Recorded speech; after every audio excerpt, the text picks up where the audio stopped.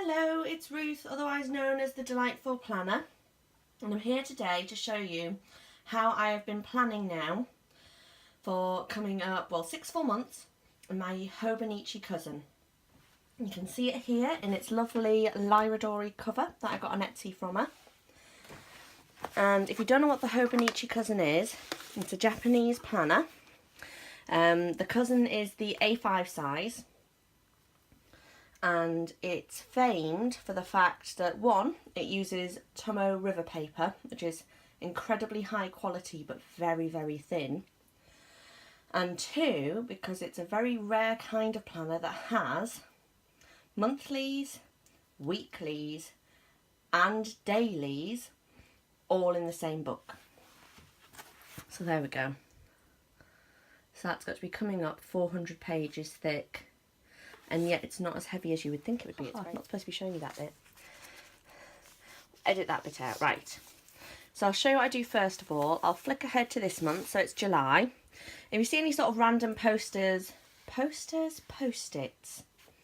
throughout this, it's just because I'm covering up confidential information, or in this case, too much information. Because on my monthlies, what I have here is I track any sort of symptoms and side effects that I have. I've got a condition with my back that means I have to take a lot of painkillers and every day and stuff to make sure that I can keep the painkillers down. And sometimes they can have side effects, so it's just worth keeping track of. I mean, you can see the sort of ghosting from previous months behind there for how I do that. And otherwise, at the moment, it's pretty sparse, this. I'm looking for any ideas. If anybody's got any ideas of how I can better utilise this monthly spread, or all of my monthly spreads, it would be very much appreciated. At one point, I think in my last Hobonichi video, I was there going, my monthlies will be my master overview of everything I'm doing at home and work, which sounded magnificent, didn't it? And in reality, what it meant is that it just became a mass jumble of information and I couldn't find anything. And I've gone too much the other way. So I only have birthdays on here. I note when my staff have got leave, or even old staff there. I can see I don't actually manage her anymore. So if there was initials in these bottom right hand corners, that's when a staff member or a member of the team that I'm in is on leave, just so I can sort of keep a track there. And the only other key dates I've got is when my kids' school fair is. I felt it was safe to keep the name free there because, every other place is called St Mary's.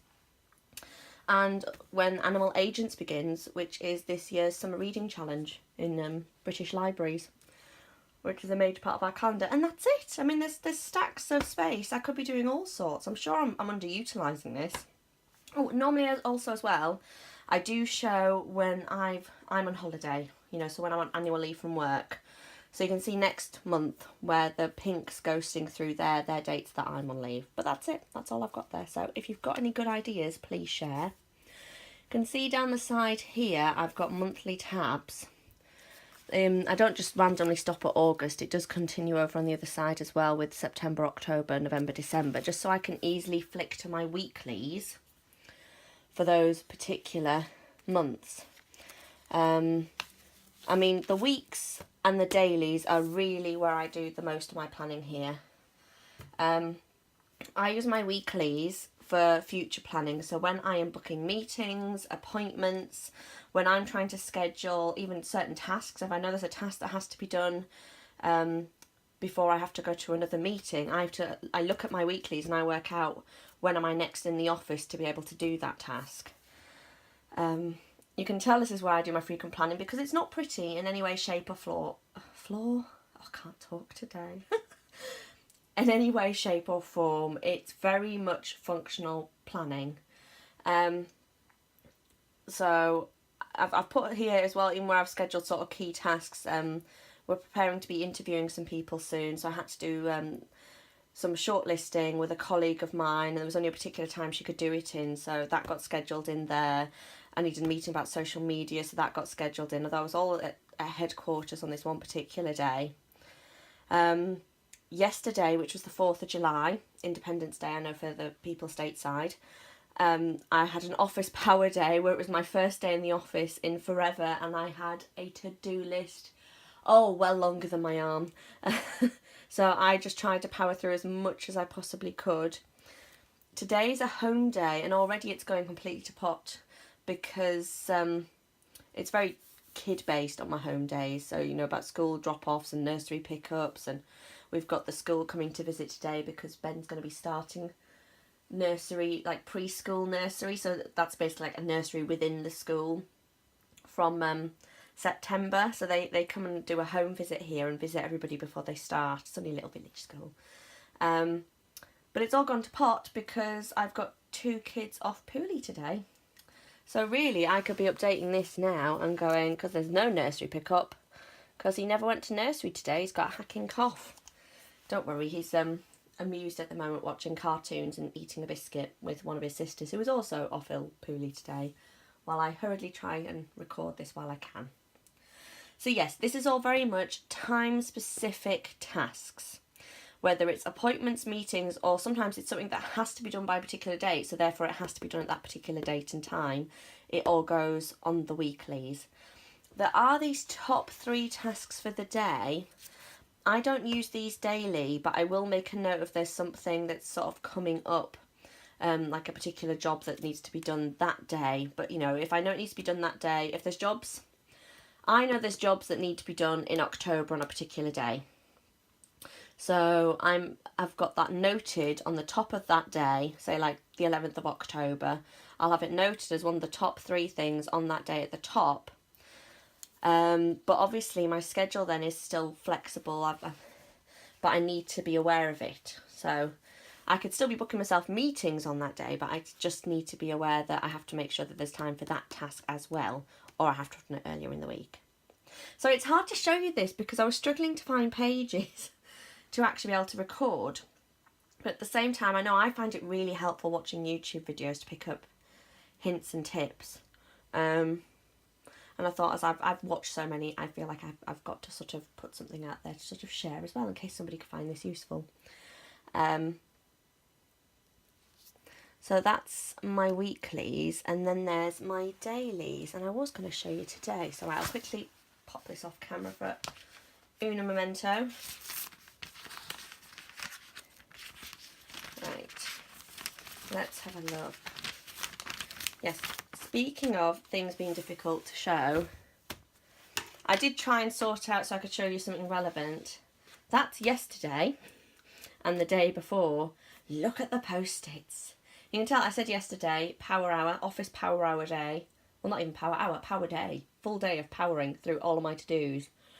And you can see the post-it notes I've had to put everywhere to try and keep everything relatively private. So we'll flip over. So there is today. And I've thoroughly post-it noted what needs to be post-it noted on the 6th of July. But at least here it'll be easier to show you on this side. Although you can see my home days are calmer than my work days. Because look, not even, it's Wednesday today, Thursday, my to-do list is there already. It's there. Oh. But let's go over this to show you the nuts and bolts of my planning. Now, if I'm very organised, I do try and add a bit of colour to this because I think better in colour. So on a work day, what I normally like to have is these bottom 2 squares underneath where they've got the time ladder at the side here. If you don't know the Hobonichi, on the weeklies, I should have mentioned this when I was on the weeklies. Right, on the weeklies, you can see here, they've got it all, it's an hourly, it's time-stamped. It's not quite the full 24 hours. It starts at 6 and runs through till midnight. But they give you it so, you know, there's like the little 2 squares per hour, so you could easily put something for the half an hour. If needs be, which I don't actually have on this week, but I've done it before where, you know, you've got to put something down for, you know, 1:30, so you can actually put it on the 1:30 square, or, you know, it's 1:45, so you can denote that there. And that's really handy. On their dailies, they give you this time ladder at the side, but apart from sort of like dots, the only hours they actually note are 6, 9, 12, 3, using a 24-hour clock, I should mention, so obviously that says 15. 3, 6, 9, midnight, and 3 a.m. Now, apparently this was done because there was a lot of research put into it, and this was the amount of space and the times needed for when people did appointments. Now, granted, I've got to admit the vast majority of my appointments will run between, you know, 8 a.m. and probably 8 p.m.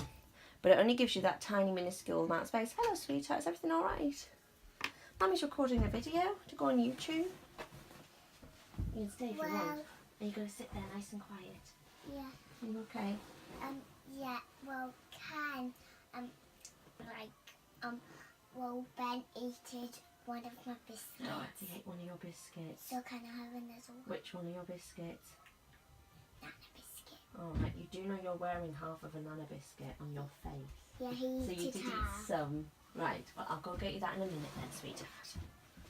Right, Nana biscuits are what we call bourbon biscuits in this household. Duty calls again. Yes, Ben? I'm talking to the video, okay? I'll be 1 more minute and I'll be downstairs, okay? Everybody doing okay?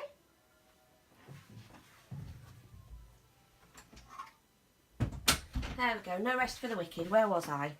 So, right, yes. So, I only actually really need probably 8 till 8. But you can see there, if I, arrange anything on here, that only actually gives you a little tiny slot.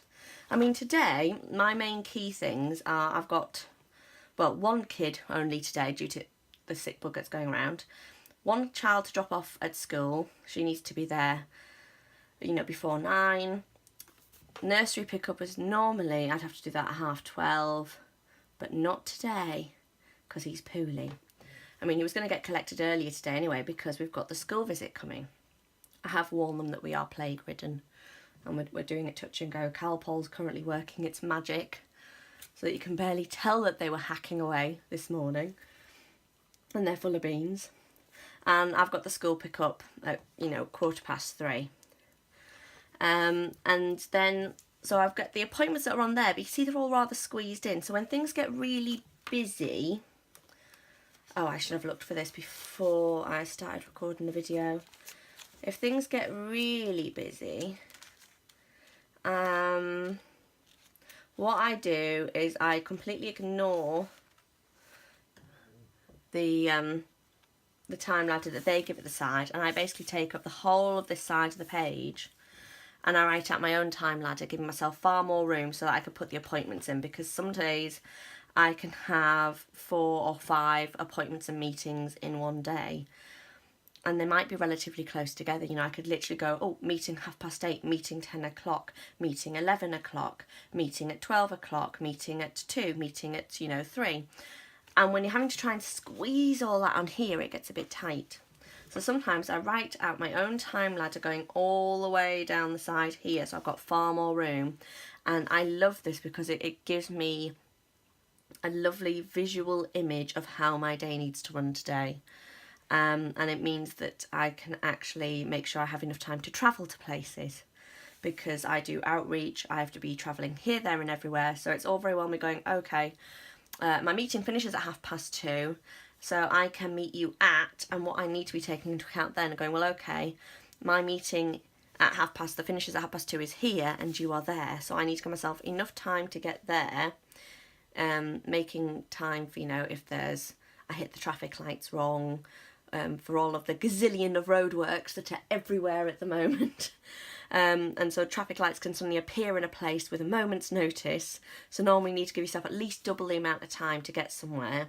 And depending on the location of this second meeting, I may be having to give myself time to find a car parking space.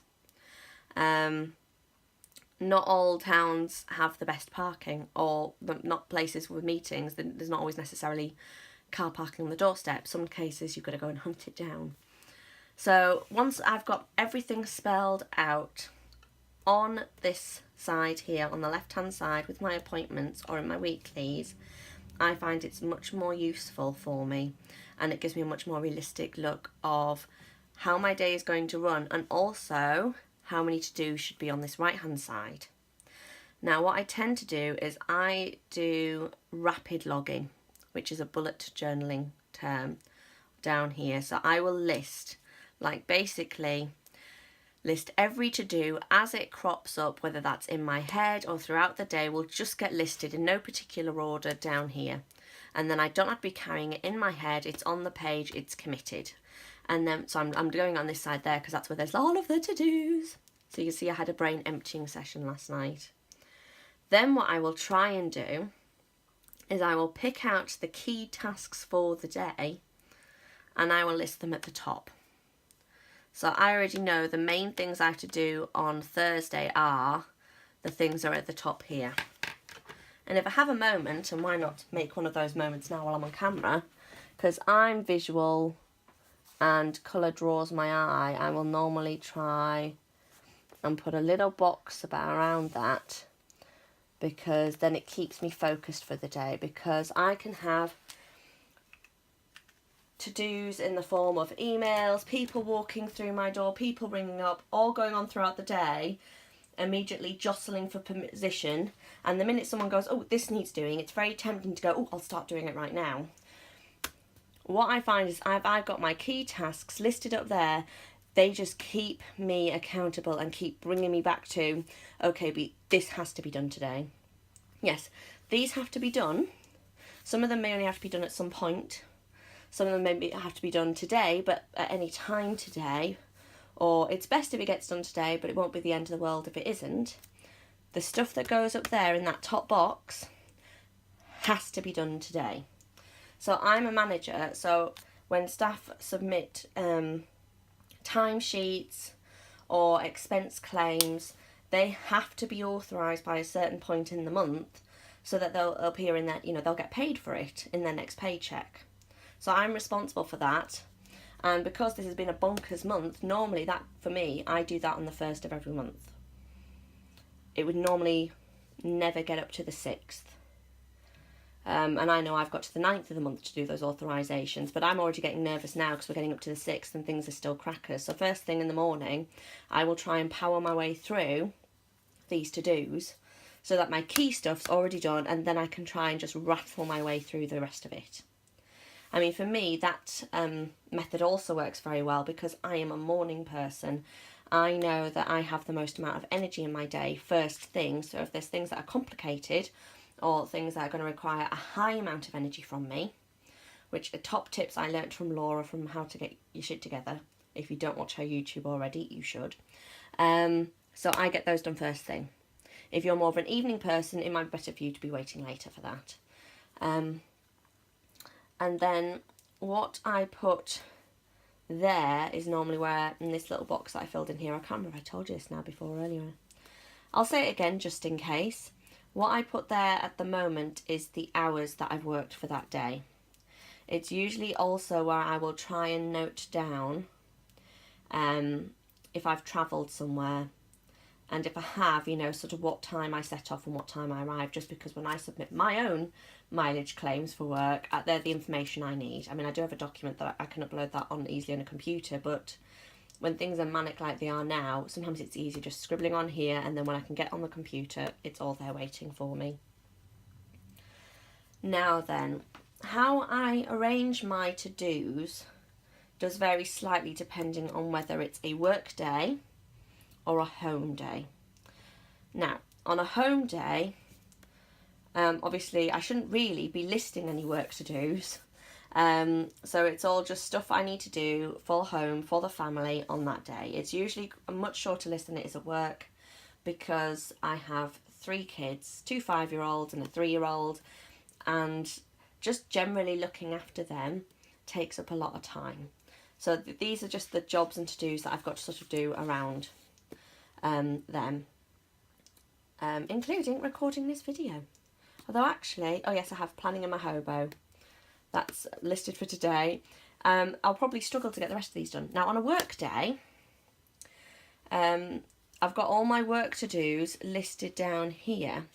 What I tend to sort of fit on the rest of this left-hand side is any personal or home to-dos I've got to do. So if I need to ring the school to tell them something, that will go there. If I need to remember to pick up, bread and milk because we've run out, that will go there on that side, because I find it's helpful just to have that bit of separation. Because when I'm at work and it's the 9 till 5, this is the to-do I've got to concentrate on, all of these ones here. There may be some things I could do on my lunch break, in which case I know I just need to cast my eyes over to the left-hand side and they'll be listed there. So, if I've got to go and put a cheque into the bank, that's something that I'll normally do on a work day when I'm not having to sort of juggle children and washing and everything else, because I can just nip out on my lunch break, put the cheque in. So I just have to put it over there. And then that's how I do with my dailies. So how do you do your planning? Are there any other Hobonichi planners out there that happen to be watching this right now? If you've got any top tips for how you think I could be doing this even more productively, give me a shout out. If you were doing something differently, let me know in the comments below, or if you've got any questions, ask me in the comments below. If you've liked this video, please give it a thumbs up and subscribe. I've got a whole host of videos that are planned and will be coming out shortly. And otherwise, look after yourselves and I'll see you next time. Thank you very much.